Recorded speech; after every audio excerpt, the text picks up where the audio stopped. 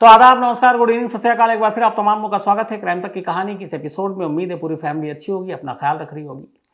आज की कहानी शुरू करूं उससे पहले एक बार फिर आपको बता दूं कि ऐसी तमाम कहानियां, दिलचस्प कहानियां, अलग अलग सब्जेक्ट की कहानियां, बायोग्राफी, ऑडियो बायोग्राफी आप कुकू एफएम ऐप पर भी सुन सकते हैं। तो कुकू एफएम ऐप पर जाइए, अपनी पसंद की कहानियां सुनिए। क्राइम तक फैमिली के लिए क्राइम 50 है, डिस्क्रिप्शन पर लिंक है, ज़्यादा वहाँ जानकारी और ऐसी तमाम अनगिनत कहानियों में खासतौर पर चंबल और बीहड़ के बारे में अगर आपकी दिलचस्पी हो तो कुको एफएम ऐप पर चंबल घाटी डकैत एंड पुलिस, ये कहानी भी है, बड़ी मज़ेदार कहानी है। हालांकि ये कहानी आप चाहें तो कुको एफएम ऐप पर सुन सकते हैं। तो कुको एफएम ऐप पर भी अपनी कहानी सुने, अपने पसंद की कहानियां सुने। अब आते हैं आज की कहानी के ऊपर। पिछले 2-3 दिनों से बहुत सारे लोगों के मेल आ रहे थे और मैं इस कहानी को इसलिए नहीं सुना पा रहा था, बल्कि इसको कहानी कहना भी ठीक नहीं होगा, क्योंकि बहुत सारी चीज़ें साफ नहीं थी, क्लियर नहीं थी। लेकिन कल शाम होते होते तमाम चीज़ें साफ हो गई, क्लियर हो गई और आज तो खैर सब कुछ खुलासा हो गया। कहानी उत्तराखंड की एक 19 साल की लड़की की है। एक बेहद अफसोसनाक कहानी, जिसने न सिर्फ उत्तराखंड के लोगों को बल्कि देश में जिसने भी सुना है झकझोर कर रख दिया है। उत्तराखंड को हम लोग देवभूमि भी कहते हैं। मेरा तो बहुत ही करीबी रिश्ता भी है उत्तराखंड से, और ये भी है कि उत्तराखंड के लोग, पहाड़ी लोग, बड़े सीधे शरीफ होते हैं। और कई बार ये बातें भी होती हैं कि जो आज के दौर में जिस तरीके से जुर्म अपने पांव पसार रहा है, कम से कम कुछ इलाके ऐसे हैं देश में जो अछूते हैं इससे, और उसमें इस देवभूमि का भी जिक्र आता है। लेकिन शायद ये गलत है। जो गलत सोच रखते हैं और इस तरह की चीज़ें करते हैं वो शायद अपने देश में हर जगह पहुंच चुके हैं। और ये कहानी ऐसी एक कहानी है जिसमें कैसे एक ताकतवर मंत्री का बेटा, एक मासूम लड़की जो भी अपना करियर शुरू करने जा रही थी, बड़े सारे उसके सपने थे, और उसकी ज़िंदगी और सपने पहले ही सब कुछ एक तरह से टूट गए, बिखर गए, रुक गए। कहानी अंकिता भंडारी की है। कहानी कुछ यूँ है कि अंकिता भंडारी उत्तराखंड के पौड़ी इलाके की, उत्तराखंड में आप जानते हैं 2 जगह है, एक पौड़ी और एक गढ़वाल, उसी में बाकी तमाम इलाका सिमटे हुए हैं। तो इसी पौड़ी के एक श्रीकोट गांव है, बहुत ही दूर दराज। उत्तराखंड के ज़्यादातर दूर दराज के गांव बड़े पिछड़े हुए भी हैं, बड़ी मुश्किल भरी ज़िंदगी होती है इनकी। तो इसी श्रीकोट गांव में पैदा हुई 19 साल की जो अब हो गई अंकिता भंडारी। एक साधारण परिवार, लोअर मिडिल क्लास आप कह सकते हैं, लेकिन बचपन से पढ़ाई लिखाई में तेज़, सपने भी बड़े थे। 12वीं तक उसने पढ़ाई की और 12वीं के बाद अब ये था कि कॉलेज जाना और क्या कोर्स करना है। तो अंकिता का शौक़ था होटल मैनेजमेंट का कोर्स करना। माँ बाप ने उसकी इस ख्वाहिश को पूरी की और उसे होटल मैनेजमेंट का काम, जो कोर्स था, वो करवाया। अब 12th के बाद 1 साल का होटल मैनेजमेंट का कोर्स डिप्लोमा किया। इसी दौरान में फिर वो आगे कुछ करती, तब तक कोरोना ने देश में दस्तक दे दी। कोरोना का असर उत्तराखंड के लोगों पर भी पड़ा। तमाम स्कूल, कॉलेजेस, यूनिवर्सिटी, इंस्टीट्यूट जितने थे सब बंद हो गए। वर्क फ्रॉम होम शुरू हो गया, घर से ही क्लासेस लगने लगी। ऐसे में बहुत सारी मुश्किलें भी आई। उत्तराखंड ख़ासतौर पर टूरिज़्म के ऊपर भी डिपेंडेंट है, तो टूरिज़्म पे भी बहुत असर पड़ा। पर धीरे धीरे 21 और 22 का साल लगभग जब ख़त्म होने लगा और 22 आया, कोरोना थोड़ा कमज़ोर हुआ, कोरोना की दहशत थोड़ी कम हुई, दुनिया फिर से पटरी पर लौटने लगी और फिर से अब अंकिता ने अपने सपने को पूरा करने की ठानी। अगस्त, अभी लास्ट मंथ, पिछले महीने की बात है, 18 अगस्त की तारीख थी। अंकिता ने चूँकि होटल मैनेजमेंट का काम किया, उसने कहा कि कुछ एक्सपीरियंस के लिए कहीं छोटी मोटी जगह पर काम करें। इत्तेफाक से उसे अपने एक जानने वाले के ज़रिए पता चला कि हरिद्वार और ऋषिकेश से करीब 8 किलोमीटर दूर एक रिजॉर्ट है और उस रिजॉर्ट में एक रिसेप्शनिस्ट की जगह खाली है। वनंत्रा इस रिजॉर्ट का नाम था। इस रिजॉर्ट का जो मालिक था वो उत्तराखंड के एक ताकतवर बीजेपी नेता विनोद आर्य, जो कि एक पूर्व राज्य मंत्री का दर्जा भी जिन्हें प्राप्त था, अच्छी खासी पैठ अपने इलाके में। तो उनका बेटा पुलकित आर्य, उसने 2017 में ऋषिकेश से करीब 8 किलोमीटर दूर हाईवे से अंदर जंगल में, घने जंगलों के बीच एक रिजॉर्ट बनाया जिसका नाम वनंत्रा रखा। 2018 में इसका काम शुरू हुआ था, बल्कि 17 में। 18 में ये रिजॉर्ट बनकर तैयार हो गया। पिछले 4 सालों से यहाँ सैलानियों का आना जाना लगा हुआ था और इस रिजॉर्ट में सब कुछ ठीक चल रहा था। 18 अगस्त को अंकिता, जो कि होटल मैनेजमेंट का कोर्स कर चुकी है, अपने एक जानने वाले के थ्रू इस रिजॉर्ट में पहुंचती है, इंटरव्यू देती है और आखिर में वो एक रिसेप्शनिस्ट के तौर पर सिलेक्ट हो जाती है और वहाँ काम करना शुरू कर देती है। 18 अगस्त को, अगस्त का महीना बीतता है, अब सितंबर आ गया। लगभग महीना पूरा हो चुका था, बल्कि ठीक एक महीना पूरा हुआ 18 सितंबर को। 18 सितंबर दोपहर का वक्त था। अंकिता अपने कमरे में थी। चूंकि अंकिता का जो गांव है श्रीकोट गांव, वो इस रिजॉर्ट से जो ऋषिकेश में है उसकी दूरी करीब 150 किलोमीटर, 150 किलोमीटर। तो अब डेली ट्रैवल करना बड़ा मुश्किल है और इतनी कम सैलरी में आप, इतना साधन भी नहीं है कि आप घर आ जा सकें। और 150 किलोमीटर पहाड़ी इलाका भी है, तो आप उस रास्ते को उस हिसाब से देखें। वहाँ एक घंटे में मुश्किल से 20-30 किलोमीटर की सफ़र तय आप कर पाते हैं। तो इसीलिए इसी रिजॉर्ट में ही एक कमरे में रहा करती थी अंकिता। 18 सितंबर दोपहर 3 बजे उस रिजॉर्ट के रसोइये ने आखिरी बार अंकिता को देखा था और तब वो गुस्से में थी। उसकी शायद लड़ाई हुई थी उसी होटल, उसी रिजॉर्ट के जो मालिक है पुलकित आर्य से। इसके बाद किसी ने देखा नहीं अंकिता को। 18 सितंबर की तारीख चली गई। 19 सितंबर की सुबह करीब 11 बजे के आसपास इस रिजॉर्ट का ओनर पुलकित आर्य वहाँ लोकल पुलिस स्टेशन में जाता है और वहाँ जाकर एक रिपोर्ट लिखाता है। रिपोर्ट ये कि कल शाम तक अंकिता रिजॉर्ट में ही थी, सब कुछ ठीक था, लेकिन फिर रात को वो अपने कमरे में सोने गई और सुबह जब उसको ड्यूटी पर रिसेप्शन पर बैठना था वो गायब थी। और कहाँ गई, उसका मोबाइल भी बंद है, तो कुछ पता नहीं है और इसलिए उसकी हम गुमशुदगी की रिपोर्ट लिखाने आए। अब पुलिस रिपोर्ट लिख लेती है, लेकिन बस हवा हवा ही रिपोर्ट लिखती है, इसके आगे कुछ नहीं करती। इस रिपोर्ट को लिखाने के बाद अब दोपहर के बाद 19 तारीख को पुलकित अंकिता के माँ बाप को श्रीकोट में फ़ोन करता है और कहता है कि अंकिता गायब है। अब वो बेचारे साधारण से परिवार के लोग ये सुनते ही पहले तो उन्हें यकीन नहीं होता, लेकिन फिर वो बदहवास ये खबर सुनकर, अच्छा वो 150 किलोमीटर का सफ़र, पहाड़ी, उत्तराखंड में बहुत सारे ऐसे गांव इलाके हैं जहाँ पे बस के भी टाइम होते हैं आने और जाने के। अगर एक बस मिस हो गई तो फिर आपका एक दिन गया। तो वहाँ पे भी इनके साथ वही दुश्वारी थी, चढ़ाई से नीचे उतरना, फिर पब्लिक ट्रांसपोर्ट के ज़रिए यहाँ तक पहुँचना। तो शायद उस बस का वक्त नहीं था। तो 21 को रिपोर्ट लिखाई। 22 तारीख को अंकिता के माँ बाप पहुँचते हैं यहाँ जहाँ पे रिजॉर्ट था और वहाँ जाकर फिर पुलकित उन्हें सारी बात बताता है। इसके बाद वो उसी पुलिस स्टेशन में पहुँचते हैं जहाँ पे पुलकित ने एक रिपोर्ट लिखाई थी 19 तारीख को, बल्कि ये 20 को पहुँचे थे। 18 को गायब हुई, 19 को रिपोर्ट लिखाई और 20 की सुबह। अब ये जब पुलिस के पास पहुँचते हैं, इत्तेफाक से उसी वक्त एक अंकिता का दोस्त था जो जम्मू में रहता है और अंकिता का बहुत ही करीबी दोस्त, उससे अक्सर सारी बातें होती, वो सारी चीज़ें शेयर करती। उस दोस्त ने, शायद उसने भी फ़ोन मिलाया। 18 की रात से बात नहीं हुई, मोबाइल बंद, 19 को भी नहीं, बात बंद। अब वो अंकिता के माँ बाप को भी जानता था।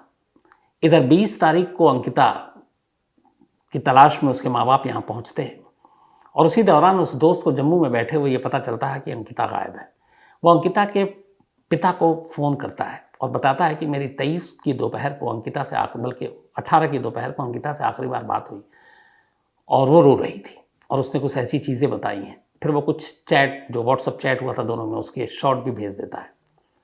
अब जब ये पता चलता है तो उसके अंकिता के फादर को ये सीधा सीधा लगता है कि इसके पीछे कहीं ना कहीं पुलकित का हाथ है, क्योंकि उसके दोस्त ने भी बताया। अब अंकिता के पिता पुलिस से कहते हैं कि मेरी बेटी की गुमशुदगी में इस रिजॉर्ट के ओनर पुलकित का हाथ है, आप उसके खिलाफ FIR दर्ज कीजिए।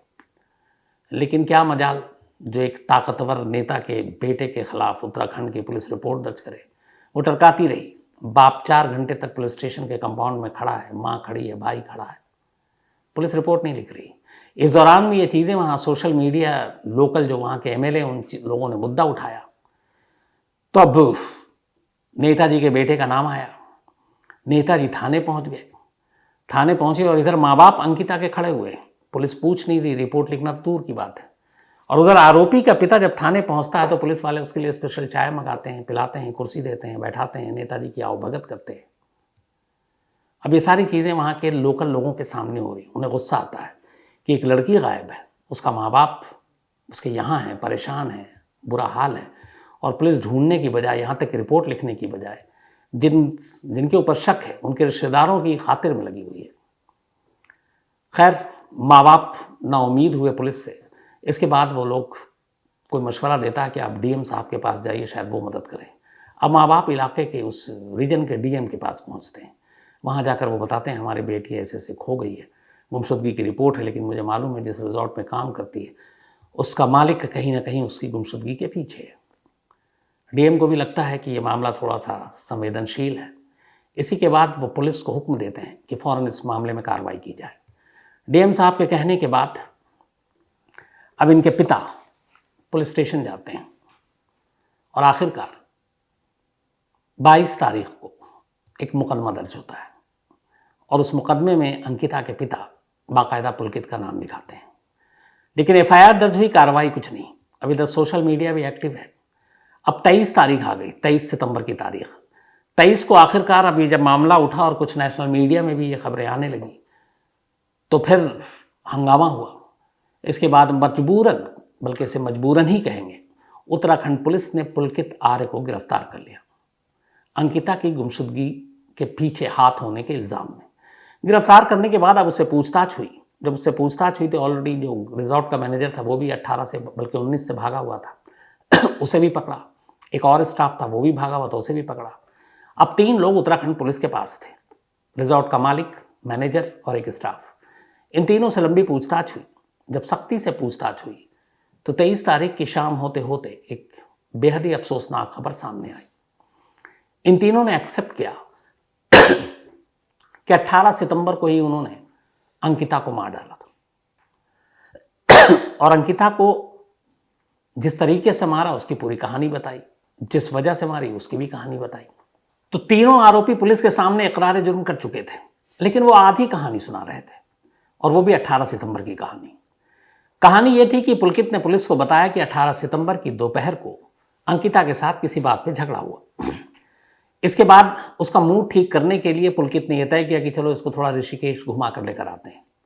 इसी के बाद एक स्कूटी और एक बाइक पर 4 लोग, अंकिता, पुलकित, उसका मैनेजर और एक स्टाफ, ये चारों, 2 लोग स्कूटी पर बैठते हैं, 2 बाइक पर, और ये ऋषिकेश उस रिजॉर्ट से करीब 8 किलोमीटर दूर एक चीला बैराज है, वहाँ पर पहुँचते हैं। वहाँ जाने के बाद ये तीनों, पुलकित और उसके दोनों साथी, मैनेजर और स्टाफ, शराब पीते हैं। इसके बाद अब अंधेरा हो चुका था। फिर वहाँ पे किसी बात पे अंकिता से झगड़ा होता है।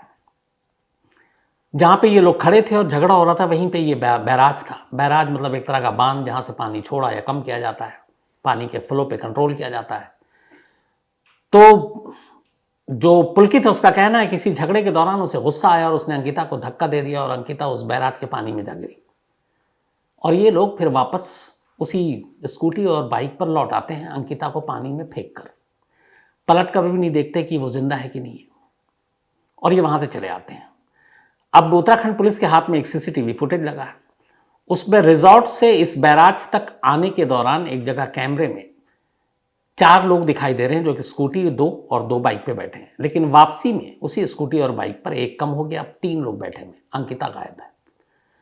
अब इन्होंने इतनी कहानी सुनाई और उसके बाद पुलकित ने बताया कि चूंकि उस पर शक ना हो इसलिए अगले दिन सुबह जाकर उसने खुद ही पुलिस में मिसिंग रिपोर्ट भी लिखा दी। अब यहां तक कहानी सुनाई, लेकिन जैसे ही पुलिस को पता चला, अब उस बैराज के आसपास तमाम गोताखोरों को, डाइवर्स को भेजा गया कि तलाश करो, लेकिन कहीं कोई लाश मिली नहीं। अब ये भी पता नहीं है कि अंकिता जिंदा है, बच गई, बट वो खुद भी सामने नहीं आ रही। तलाश जारी रही, कई राउंड तलाश हुई और आखिरकार 24 सितंबर को, यानी कि आज सैटरडे के दिन, इस बैराज से जहां पे उसने धक्का दिया था उससे करीब 8 किलोमीटर दूर एक चीला पावर हाउस है, वहां पर एक लड़की की लाश मिली, गोताखोरों ने निकाला। इसके बाद अंकिता के माँ बाप को बुलाया गया, उन्होंने शिनाख्त की लाश की अपनी बेटी अंकिता के तौर पर। अब सवाल ये था कि 5 से 6 दिनों में अंकिता को जिस बैराज से फेंका गया, गिराया गया, धक्का दिया गया, वहाँ से ये लाश 8 किलोमीटर के दायरे में ही थी। बहुत मुमकिन है कि लाश बहकर नामालूम कहाँ चली जाती। ऐसा क्यों नहीं हुआ?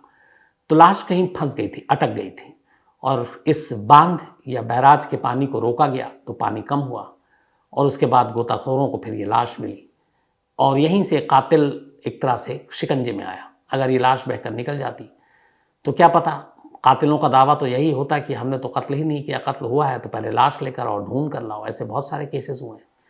लेकिन यहाँ अच्छी बात ये हुई कि कातिलों का ये मंसूबा नाकाम हो गया, अंकिता की लाश बरामद हो गई।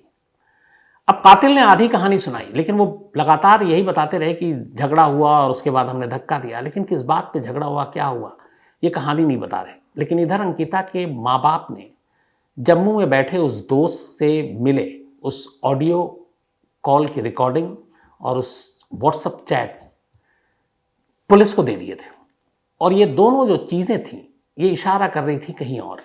जो पूरा व्हाट्सएप चैट है उसके जो मजमून है वो कुछ यूँ है कि अंकिता अपने दोस्त को कह रही है कि ये लोग मुझे गलत समझ रहे हैं, ये समझते हैं कि मैं 10,000 में ये मुझे ख़रीद लेंगे, ये समझते हैं कि मैं उस टाइप की लड़की हूँ, ये मुझे ज़बरदस्ती कस्टमर या जो गेस्ट हैं रिजॉर्ट में ठहरने आते हैं उनके कमरे में भेजना चाहते हैं और मैं इनको मना कर रही हूँ, ये गुस्सा मेरा कहीं और उतार रहे हैं और ये सब ठीक नहीं है। ऑडियो कॉल है, उसमें वो रो रही है, वो अपने एक बैग को मंगा रही है, शायद उस रिजॉर्ट को छोड़कर जाना चाहती थी। तभी तक की जो पुलिस की इन्वेस्टिगेशन है और जो वहाँ के डीजीपी है उन्होंने खुद रिकॉर्ड पे ये कहा है, वो ये है कि इस रिजॉर्ट को शुरू तो किया गया था चलाने के लिए, लेकिन शायद रिजॉर्ट उतना चला नहीं है। एक तो 8 किलोमीटर मतलब हाईवे से अंदर जंगल के अंदर है, तो शायद नेताजी के बेटे ने इस रिजॉर्ट में दुनिया का सबसे पुराना धंधा शुरू करने का फैसला किया, यानी जिसमें फरोशी का। और रिजॉर्ट का जो लोकेशन है, एक तो बिल्कुल आसपास सन्नाटा जंगल, तो सुकून और ऐसी तन्हाई ढूंढने वाले लोगों के लिए भी बिल्कुल परफेक्ट जगह है। तो उसे लगा कि शायद रिजॉर्ट का बिजनेस भी बढ़ेगा। और जब अंकिता की नौकरी लगी तो उसे लगा कि इसे भी इस धंधे में उतार दिया जाए, पर उसे मालूम नहीं था कि अंकिता इस तरीके से उसके खिलाफ जाएगी, इन चीज़ों का विरोध करेगी।